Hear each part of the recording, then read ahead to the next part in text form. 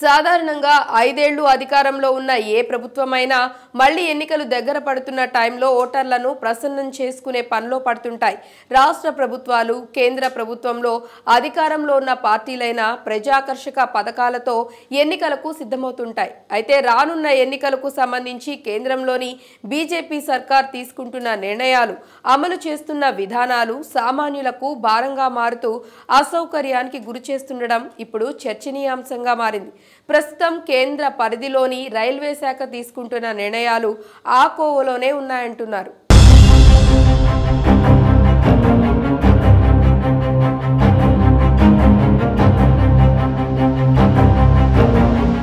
ఆదాయార్జనే పరమావధిగా రైల్వే శాఖ కార్యాచరణ. సాధారణ మధ్యతరగతి ప్రయాణికులకు అందించే సేవల్లో కోత. ఆదాయ అర్జనే పరమావధిగా కార్యాచరణ అమలు చేస్తున్న రైల్వే సాధారణ మధ్యతరగతి ప్రయాణికులకు అందించే సేవల్లో కోత పెట్టతుండడం సామాన్య ప్రయాణికుల ఆగ్రహానికి గురవుతుంది. పాసింజర్ రైళ్లను ఎక్స్ప్రెస్, ప్రత్యేక రైలుగా మార్చి ఎక్స్ప్రెస్ కు ఛార్జీలు వసూలు చేస్తూ వారిపై భారం పెంచుతుంది. మరోవైపు ఐసీఎఫ్ బోగీల స్థానంలో సౌకర్యవంతమైన ఎల్హెచ్బి బోగీలు ఏర్పాటు చేస్తున్నామని చెబుతూ స్లీపర్ బోగీల సంఖ్యను తగ్గించేస్తుంది. గతంలో దాదాపు అన్ని రైళ్లకు 10కి పైగా స్లీపర్ బోగీలుండేవి. ఇప్పుడు అలాంటి రైళ్లను వేళ్ల పైన లెక్క పెట్టవచ్చు. 70% రైళ్లలో స్లీపర్ బోగీలు కేవలం 3 నుంచి 5 వరకు మాత్రమే ఉన్నాయి. దాంతో అత్యంత రద్దీగా ఉండే రైళ్లలో ఈ బోగీలు సరిపడక నిత్యం ప్రయాణికులు తీవ్ర ఇబ్బందులు పడుతూ ప్రయాణం సాగిస్తున్నారు. తాజాగా విశాఖ చేరుకున్న రైలు నంబర్ 12839 హవేడా చెన్నై మేల్ ఎక్స్ప్రెస్ ను పరిశీలించగా ప్రయాణికుల అవస్థలు వర్ణాతీతంగా పసుపులమయ్యాయి. ఈ రైలుకు మొత్తం 22 బోగీలు ఉండగా అందులో 14 ఏసీ బోగీలు దర్శనమివ్వడం గమనార్హం. మిగిలిన 8 బోగీల్లో 3 sleeper, 1 postal department, 1 pantry car, 1 generator cum guard bogie, 1 general, మరొకటి దివ్యాంగులు కమ్ పార్సెల్ కు కేటాయించారు.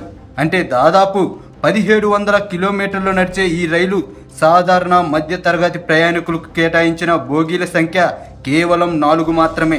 దీన్ని బట్టి రైల్వే ప్రాధాన్యం ఏమిటో అర్థమవుతుంది. అలాగే కోరమండల్ మేల్ ఎక్స్ప్రెస్లకు ఉన్న 5 స్లీపర్ బోగీలను 3కు కుదించి వాటి స్థానంలో 2 థర్డ్ ఏసీ ఎకనామీ బోగీలను అందుబాటులోకి తీసుకొచ్చారు. దీంతో స్లీపర్ బోగీల్లో బెర్తలు లభించక జనరల్ బోగీల్లో కాలు పెట్టడానికి అవకాశం లేని పరిస్థితుల్లో ప్రయాణికులు ఆ బోగీల్లోకి ఎక్కడంతో అవి కిక్కిరిసిపోతున్నాయి.